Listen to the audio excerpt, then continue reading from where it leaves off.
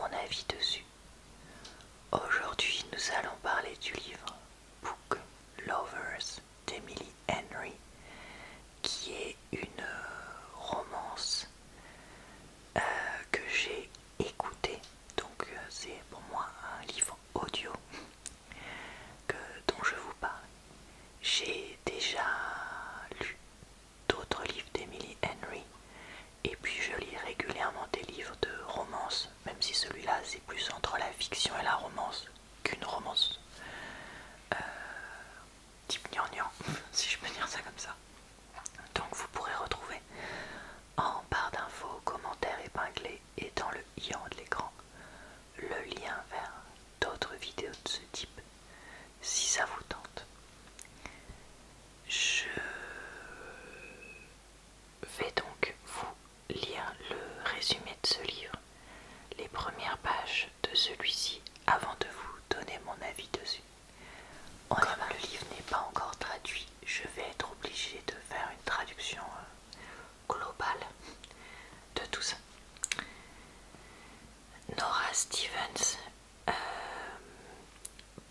une vie dans les livres, elle les lit et elle n'est pas ce type d'héroïne. L'héroïne a la personnalité tranquille qui fait rêver et qui est toute douce et toute mignonne. En effet, les seules héroïnes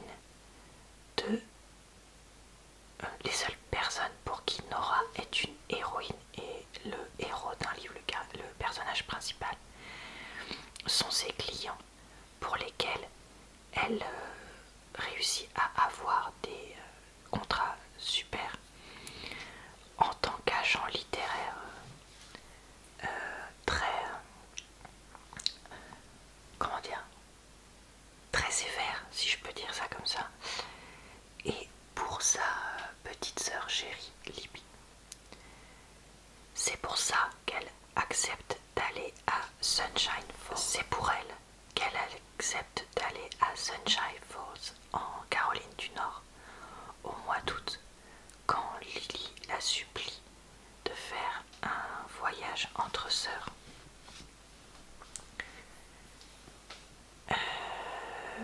En essayant de la transformer pour devenir l'héroïne des romans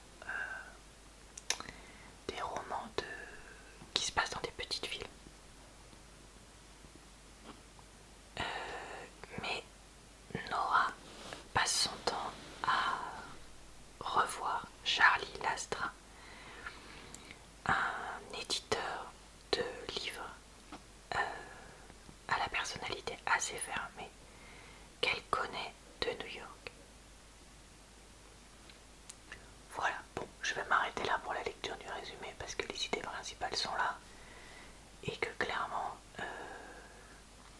il y a plein de subtilités que j'ai pas le courage aujourd'hui de vous traduire. Désolé. Passons à la lecture d'un extrait du livre.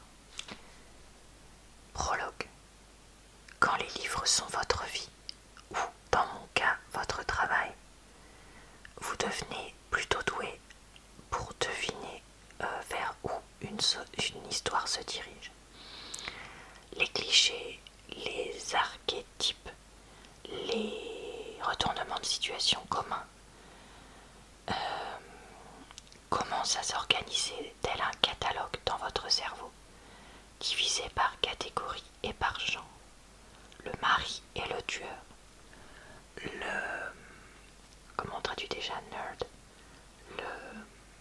la personne bizarre a une transformation et sans ses lunettes elle est super sexy. Le gars obtient la vie ou l'autre vie le fait. Quelqu'un explique un concept scientifique compliqué et quelqu'un d'autre dit en français s'il vous plaît. Les détails peuvent changer d'un livre à l'autre, mais il n'y a jamais quelque chose de nouveau sous le soleil.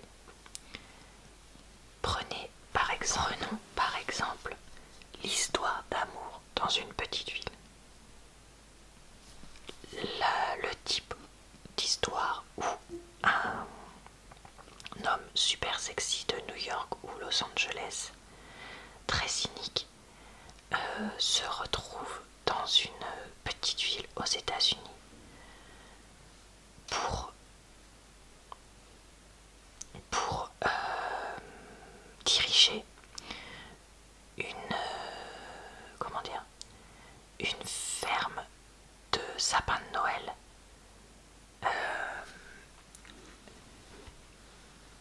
dirigée par une famille ou possédée par une famille qui ne gagne plus d'argent pour le compte d'une multinationale ou quelque chose comme ça, sans âme. Mais pendant que cette personne de la ville est dans ce village, les choses ne vont pas comme prévu. Parce que bien sûr que la ferme de sapin de Noël ou la pâtisserie ou peu importe ce que le héros a été envoyé pour détruire, et la propriété est opérée par une personne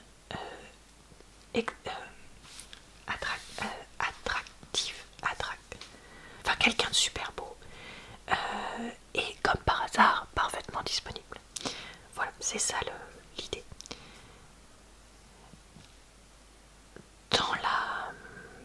En ville, le personnage principal pardon, a, a quelqu'un sans cœur qui l'encourage à faire ce qu'il a été envoyé à faire, et il a ruiné la vie de personne en échange d'une belle promotion. Il reçoit des appels d'elle pendant lesquels elle l'interrompt, aboyant des conseils sans cœur depuis le siège de son... Alors, les Peloton Bikes, c'est comment ça s'appelle, des vélos d'appartement d'une marque particulière avec des programmes intégrés dedans, etc. Donc, de son vélo d'appartement. Vous pouvez dire quel est le mal parce que ses cheveux d'un blond non naturel, comment dire, coiffés en arrière comme Sharon Stone dans Basic Instinct, et elle est les entreprises en lien avec Noël, et demande en mariage sa nouvelle reine de cœur, puisque qui a besoin de sortir ensemble avant de faire ça. Voilà, bon écoutez, je vais m'arrêter là pour ma traduction parce que c'est vraiment très aléatoire aujourd'hui, mais je pense que vous comprenez l'idée. Je vais maintenant passer à mon avis. Donc on se retrouve. Alors, qu'est-ce que j'ai pensé de ce livre? Eh bien écoutez, je l'ai plutôt aimé.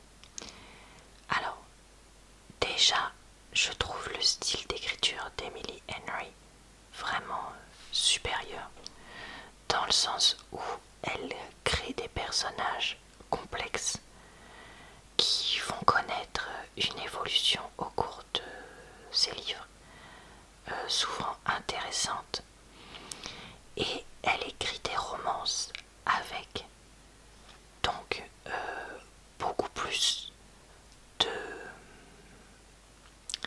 comment dire, d'éléments en lien avec voilà, l'histoire personnelle des personnages qui sont dedans, de réflexion sur certaines choses, plutôt que avec la romance en premier plan. La romance, elle est en second plan en fait dans ces livres, et ça c'est quelque chose que je trouve bien, parce qu'on n'est pas non plus frustré de ne pas avoir de romance, mais voilà, on n'a pas non plus que ça, donc ça c'est quand même positif.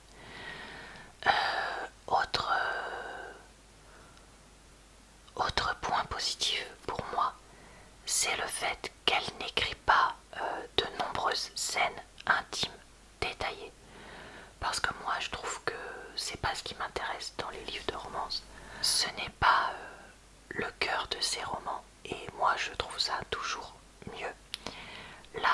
scènes sans conclusion intime, on va dire ça comme ça, à plusieurs moments, puis quelques scènes intimes, mais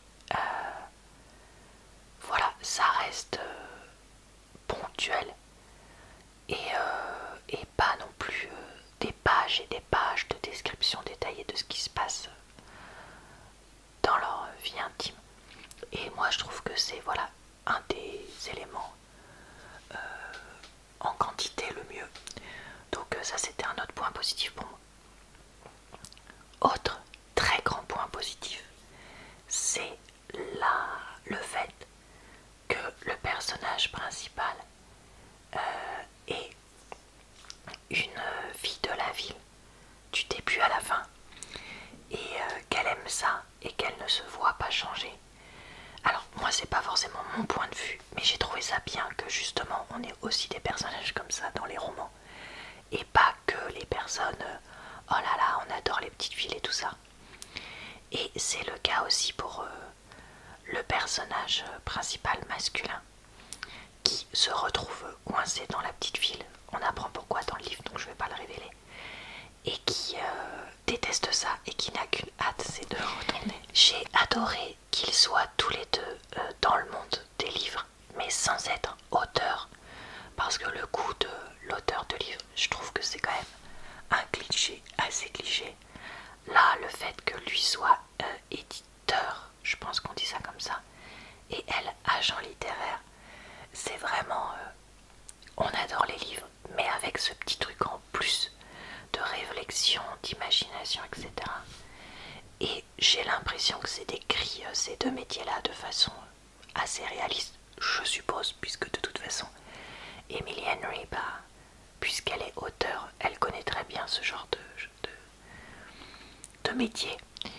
Et j'ai trouvé ça intéressant d'en savoir un peu plus et tout ça.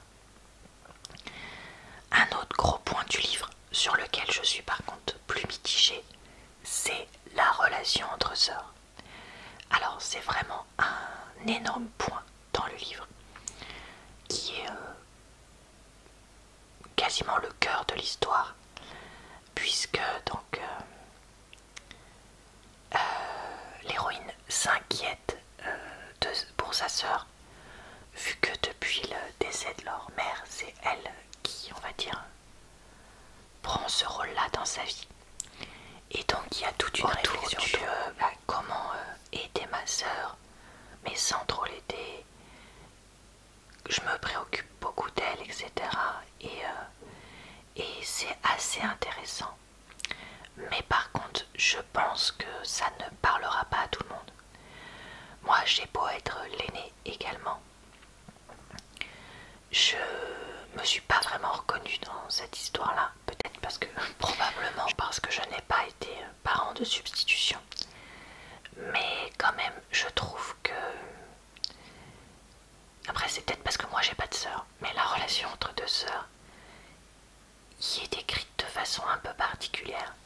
Et je n'ai pas pu transposer à la relation que j'ai avec les autres membres de ma fratrie. Et même si je comprends l'idée de faire ça, parce que voilà, il y a quand même un côté où je pense que plein de gens peuvent s'y reconnaître, je pense pas que ce soit non plus un sujet si universel que ça. Après, Emily Henry, je crois pas non plus qu'elle soit dans l'optique de faire des sujets ultra universels, parce que les autres livres que j'ai lus d'elle traitaient de sujets qui n'étaient pas non plus 100% universels. Mais voilà, sachez que pour moi, même si c'était intéressant, il y a certains moments où c'était un peu longuet, voire redondant, de voir le personnage tourner en boucle avant d'évoluer sur ce sujet. Mais c'est un reproche que j'ai aussi pour ces livres, les autres livres que j'ai lus d'elle. Donc je peux comprendre que c'est une façon d'écrire qu'on n'apprécie pas, mais voilà. Si on lit des livres d'Emily Henry, c'est comme ça qu'elle écrit. Voilà, et écoutez, je crois que c'est tout ce que je voulais vous raconter sur ce livre. Je sais pas si ça s'est entendu, mais globalement, moi je l'ai plutôt bien aimé. Et ça m'a fait plaisir de le lire. Et je pense que c'est le genre de livre que j'aurai plaisir à relire dans quelques années.